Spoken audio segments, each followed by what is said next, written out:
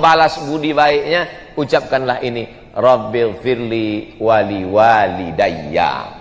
Sudahlah tak dapat membalas budi baiknya, menyusahkannya pula. Saya kalau memberikan motivasi ke mahasiswa-mahasiswa baru, pesan saya tak banyak, adik-adik mahasiswa, kalau kalian belum sanggup membahagiakannya, jangan kalian susahkan dia. Kalau kalian belum sanggup menyenangkan hatinya, jangan tuntut dia macam-macam. Jangan sampai begitu melihat nama kalian di handphone, kumat darah tingginya. Karena dia tahu, asal datang nama ini pasti masalah. Bahkan nama, tak pula nama budak itu dibuat situ, sebutnya troublemaker, tukang buat masalah. Na'udzubillah. Selesai saya pengajian subuh, datanglah emak-emak, ibu-ibu sudah tua umur 70-an. Ustadz Somad, ya bu, ada yang mau kuadukan sama Ustadz. Apa namanya bu? Aku ini kan memang tempat mengadu. Allahus Somad, Allah tempat mengadu. Apa namanya bu? Anak saya nyuruh saya jual tanah Pak Ustadz. Tanah dia atau tanah ibu? Tanah saya. Kenapa disuruhnya jual? Kata dia, mak udah tua, tak ada gunanya banyak-banyak tanah. Mak nanti kan mati dimakan cacing tanah. Oh, naik cacing saya.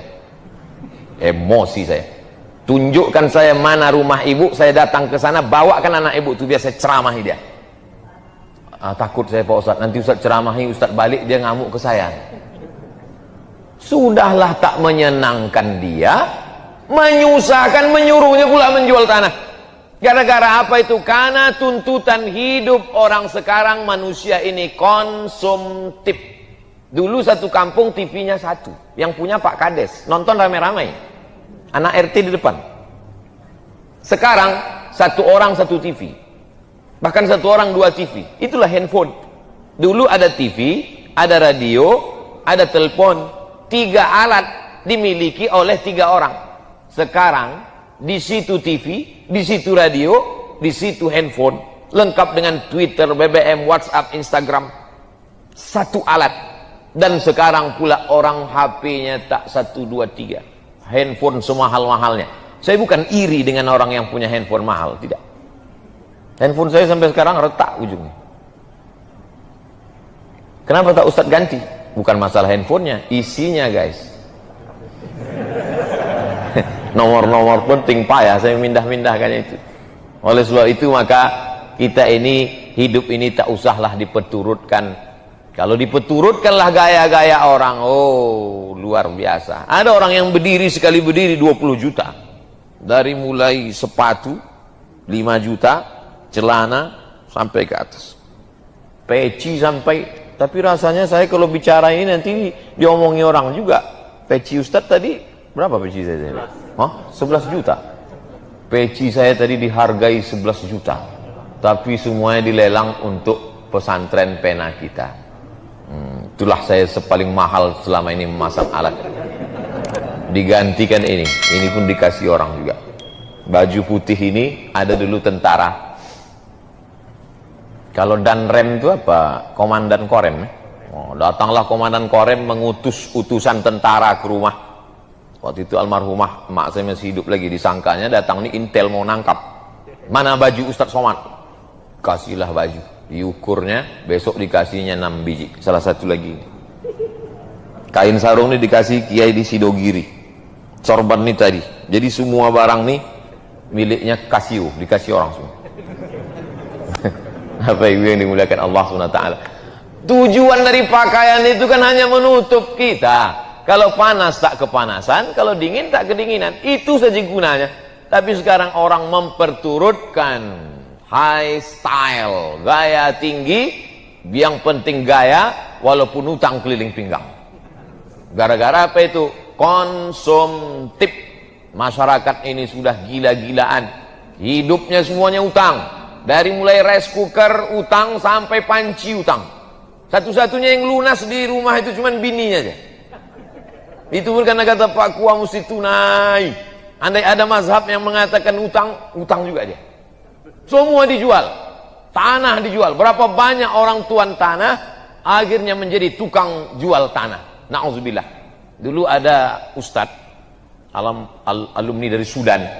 Kata dia, jangan jual tanah karena Allah tidak pernah menambah tanah. Tanah itu tak pernah bertambah. Oleh sebab itu kalau kita jual, maka habislah dia. Bahkan di Palestina, menjual tanah berarti menjual akidah. Karena kalau sudah dijual kepada Israel, habislah sudah. Google Map sudah menghabiskan tanah Palestina. Semua dibuatnya dari Israel. Nauzubillah. Oleh sebab itu maka sependek-pendek bakti kita kepada orang tua, doa.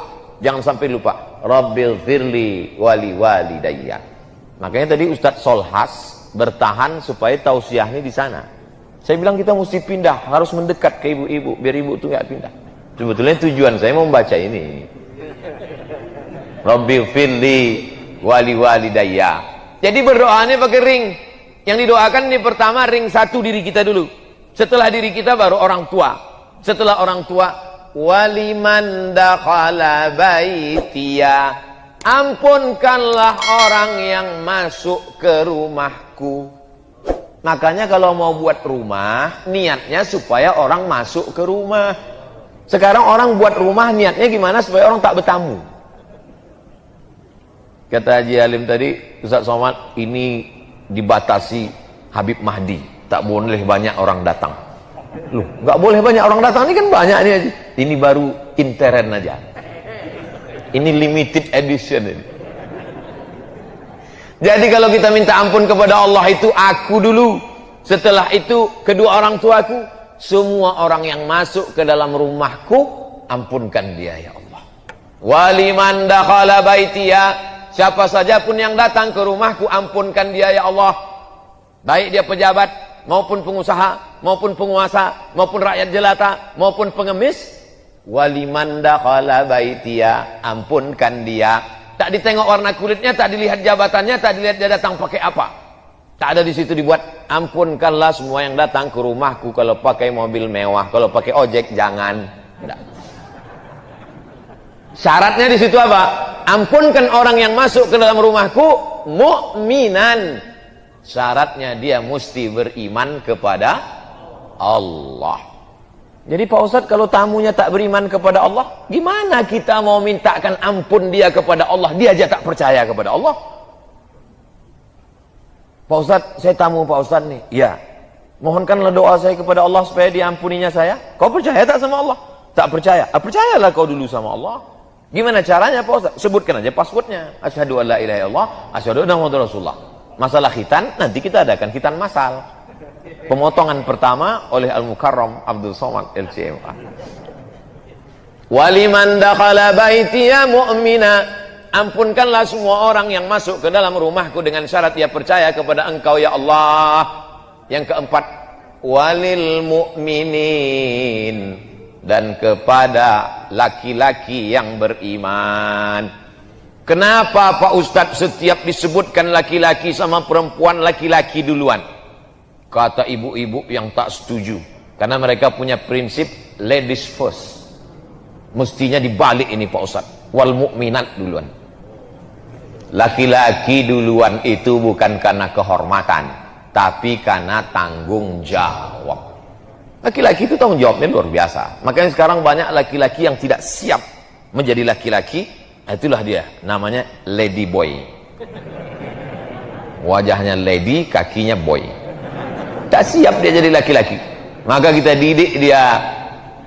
Ada kalanya perempuan dilebihkan Allah.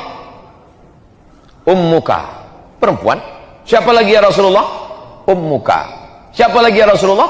Ummuka. Jadi tidak selamanya disebut laki-laki. Ketika menyebut laki-laki itu tanggung jawab, tapi ketika menyebut perempuan, kehormatan. Jadi tidak selamanya Nabi menyebut laki-laki, Allah menyebut laki-laki duluan. Ketika menyebut laki-laki duluan itu berarti mengandung tanggung jawab yang luar biasa. Laki-laki punya pundak memikul beban. Sedangkan ketika menyebut perempuan, maka yang disebut di situ adalah kehormatan yang luar biasa. Yang pertama kali masuk ke dalam surga setelah Nabi Muhammad SAW, masuk Nabi ke dalam surga, Nabi menoleh ke belakang. Dilihat Nabi perempuan. Siapa engkau? Kenapa kau lebih dulu? Kata perempuan itu, akulah perempuan yang membesarkan anak yatim. Man ala salasa banatin, siapa yang membesarkan 3 anak perempuan, Fa'addabahunna, dididiknya dengan baik, wa zawwajahunna, dinikahkannya dengan orang baik-baik, wa ahsana ilaihinna, dia buat baik, falahul jannah, surga baginya. Kalau menyebut perempuan adalah keutamaan. Oleh sebab itu maka laki-laki didulukan karena tanggung jawab yang luar biasa. Ampunkan aku, sudah. Kedua orang tuaku, sudah. Orang-orang yang masuk ke dalam rumahku, sudah. Bagaimana dengan yang di luar yang tak masuk? Kena juga, cuman dia ring 4, agak jauh sedikit. Walil mu'minin wal mu'minat, laki-laki dan perempuan. Kalau disebut laki-laki, itu sudah masuk perempuan tanpa menyebutkan perempuan. Contoh, ya ayyuhalladzina amanu, laki-laki. Kutiba alaikum, laki-laki. Kalau perempuan, kutiba alaikunna. Tapi kaedahnya kalau sudah disebut laki-laki, perempuan pasti masuk. Kalau sudah disebut walil mu'minin, perempuan pasti masuk. Kenapa ditambahkan lagi wal mu'minat? Penghususan, kehormatan, penghormatan untuk perempuan. Mana amila salihan, sesiapa saja yang membuat kebaikan, min zakarin, laki-laki, au unsa. Kenapa disebutkan perempuan di situ? Karena kehormatan, kedudukan, amal soleh. Al mu'minun wal mu'minat ba'duhum awliya'u ba'd. Jadi kalau orang berpatokan hanya pakai bahasa Arab, kalau sudah disebut laki-laki, perempuan tak masuk, maka tak ada perempuan yang puasa nanti. Kau tak puasa? Enggak, ayatnya kan untuk laki-laki.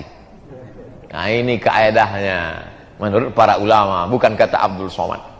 Kalau sudah kita berniat baik, mengaku kepada Allah bahwa kau menciptakan aku, kau memberi rezeki aku, kau yang menghidupkan aku, kau mematikan aku datang dengan bawa banyak dosa, ampunkan aku, ampunkan kedua orang tuaku, ampunkan orang yang masuk ke rumahku, yang tak masuk ke rumahku juga, yang laki-laki perempuan kan ampunkan. Datang juga orang mengejek kita, zolim pada kita, aniaya kepada kita, maka kita jelaskan di ujung, wala tazidil zalimina illa tabara.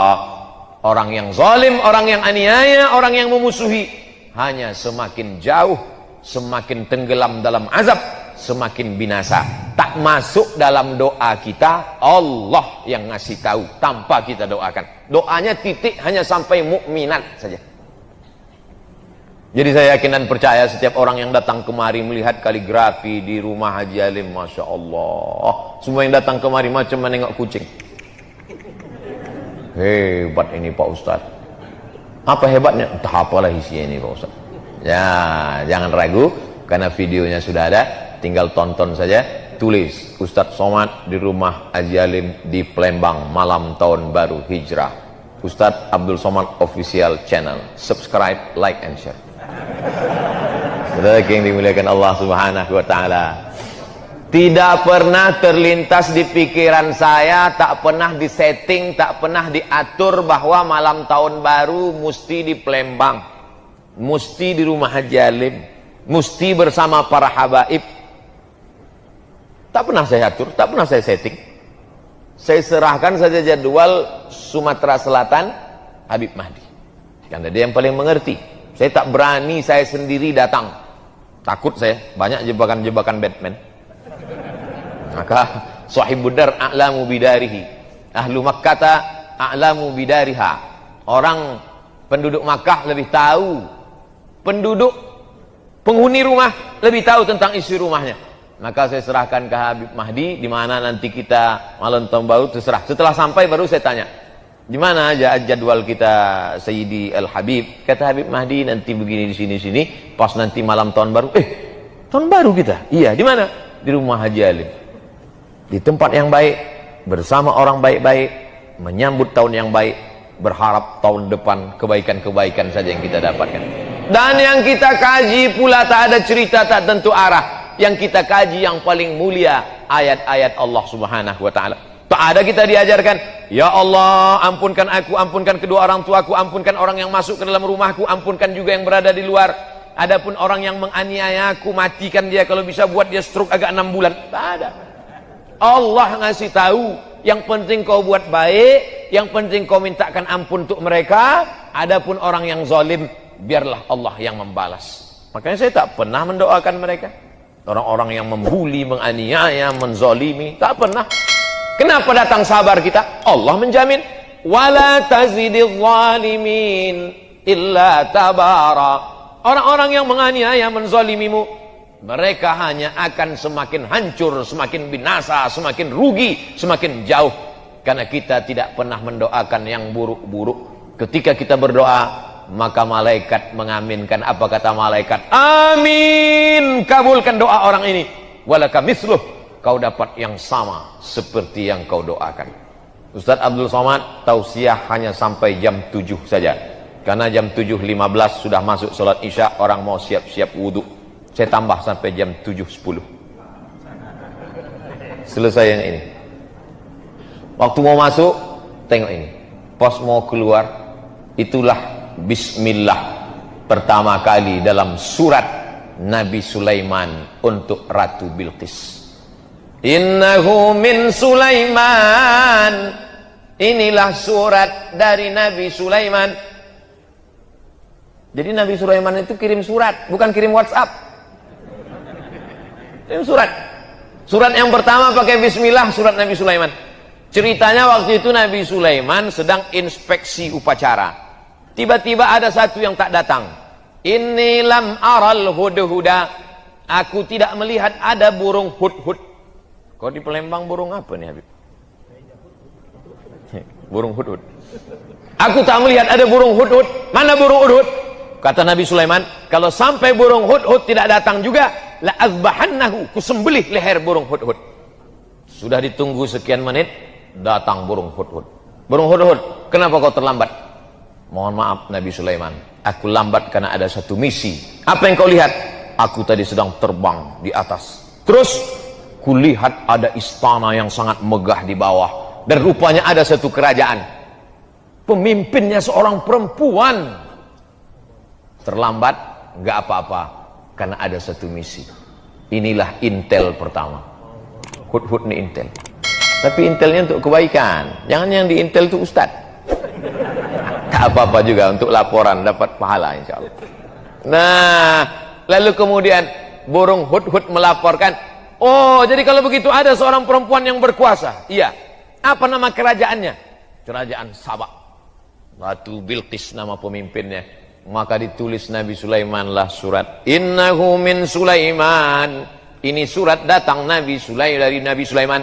Wa innahu bismillahirrahmanirrahim.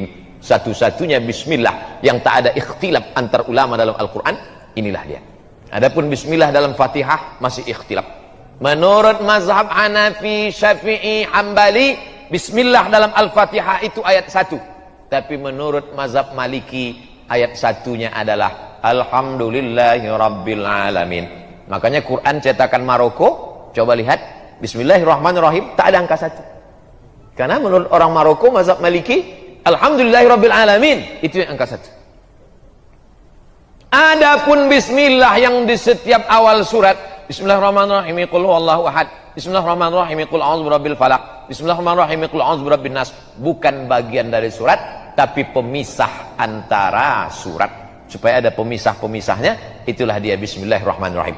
Tapi yang ini tak ada ikhtilaf bahwa dia bagian dari surat. Wa innahu bismillahirrahmanirrahim. Dengan nama Allah yang maha penyayang. Apa beda Rahman dengan Rahim? Abdurrahman, Abdurrahim, Baitur Rahman, Baitur Rahim, Darur Rahman, Darur Rahim. Rahman semua orang dapat. Yang tak sholat dapat. Yang tak puasa dapat. Yang tak peduli tahun baru hijrah dapat. Karena Allah itu maha kasih dan sayang. Tapi yang Rahim, yang dapat hanya orang beriman saja. Allah membagikan nikmat barokah itu macam menaburkan beras di waktu pagi. Ketika orang beternak ayam, dia taburkan beras di waktu pagi, semua ayam dapat. Ayam baik dapat, ayam jahat pun dapat. Begitulah Rahman ditebarkan Allah. Yang puasa dapat, yang tak puasa dapat, yang sholat subuh dapat, yang tak sholat subuh pun dapat. Jadi jangan kita iri. Saya nih Pak Ustadz rajin sholat berjamaah, kenapa tak dapat? Dia nggak sholat maka dapat. Rahman. Tapi tak semuanya dapat Rahim. Makanya disebutkan Ghafuran Rahima. Karena yang dapatkan ampunan itu hanya orang yang mendapatkan Rahim. dari Allah Subhanahu wa taala. Ana Rahman, kata Allah, aku ni Rahman. Syaqaqtur rahim min ismi. Rahim, maaf beribu maaf. Rahim, kantong janin dalam perut perempuan itu diciptakan dari Asmaul Husna.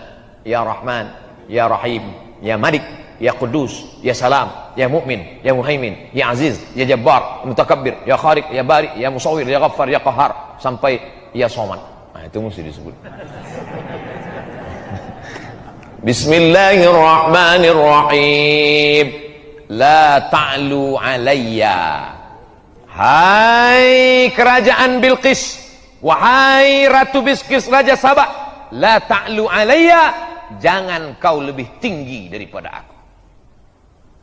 Akhirnya menyerahlah Bilqis karena dikatakan jangan kau lebih tinggi daripada aku. Kalau begitu aku datang. Wa'tuni muslimin, datanglah kalian menghadap aku ke kerajaan aku dalam keadaan menyerahkan diri, berserah diri kepada Allah. Maka lalu kemudian Bilqis pun datang menghadap Sulaiman. Tapi Sulaiman mau menunjukkan kehebatannya, kekuasaannya. Bukan suratnya saja yang hebat, dikumpulkan Nabi Sulaiman lah bala tentaranya. Ini sekarang Bilqis sudah berada di tengah jalan. Sebentar lagi dia akan sampai ke Palestina dari Yaman. Ayyukum ya'tini bi'arsyiha qabla an ya'tuni muslimin. Siapa yang sanggup membawa kursi Bilqis ke Palestina sebelum Bilqis sampai? Wa qala ifritum minal jin, berkatalah jin Ifrit. Jadi ada salah satu tentara Nabi Sulaiman itu namanya jin Ifrit. Ana atika bihi qabla an taquma min maqamik. Hai Sulaiman, aku bisa membawa kursi Bilqis dari Sabah ke Palestina sebelum kau tegak dari tempat dudukmu. Sebelum kau tegak dari tempat dudukmu, kursi Bilqis sudah sampai kemari. Kata Sulaiman, ada lagi yang bisa lebih cepat dari ini? Wa qala alladhi 'indahu 'ilmun minal kitab, berkatalah seorang laki-laki yang punya ilmu, namanya Asif bin Balkhiyah. Asif sampai ke Bandung jadi Asep. Asif bin Balkhiyah. Ana atika bihi, aku bisa memindahkan kursi Bilqis dari Yaman ke Palestina. Berapa lama? Qabla an yartadda ilaika tarfuk, sebelum matamu berkedip. Jin hanya sanggup sebelum Sulaiman tegak. Tapi orang soleh Asif bin Balkhiyah, aku bisa memindahkan sebelum matamu berkedip. Prinsip Nabi Sulaiman lebih cepat, lebih baik. Akhirnya menanglah Asif bin Balkhiyah. 3000 tahun sebelum Nabi Isa alaihissalam, manusia sudah lebih menang daripada jin. Zaman sekarang masih ada orang yang minta kepada jin. Wani piro, kata jin. La ta'lu alayya, hai Bilqis, hai kerajaan Sabah, jangan sampai kalian lebih tinggi daripada aku. Maka siapa saja yang keluar dari sini, maupun pejabat, maupun orang kaya, maupun pengusaha, keluar dari pintu, apa kata Haji Alim? La ta'lu alayya, jangan kau lebih hebat daripada aku. Jangan kau lebih tinggi daripada aku. Wa'tuni muslimin, datang kau sekali lagi kemari dalam keadaan menyerahkan diri.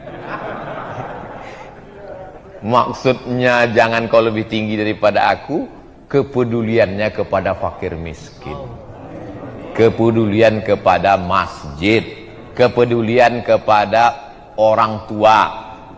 Ustadz-ustadz yang disantuni Haji Alim meninggal, istri dan anaknya tetap dikirimi sampai sekarang. Ustadz tahu dari mana? Tadi dia Haji Alim cerita. Tapi tidak dipesankannya Ustadz sampaikan ayat ini nanti, enggak.